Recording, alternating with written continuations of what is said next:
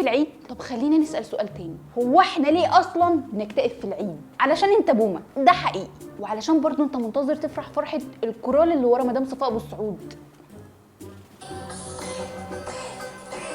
مش هيحصل.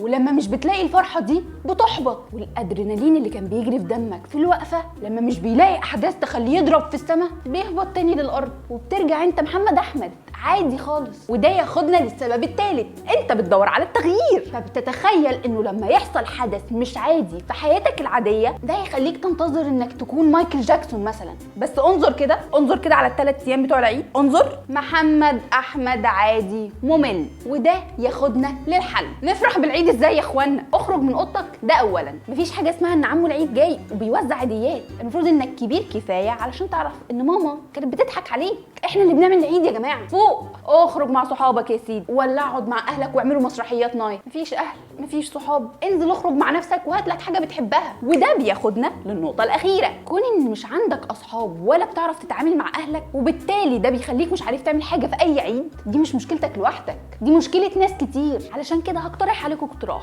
روحوا على جروب عالم طمطم وتعرفوا على بعض واعملوا صحاب. الجروب ده هو اوضه طمطم الكبيره، فلو اكتئبت العيد ده مش مهم، خلينا نعوض في العيد الكبير.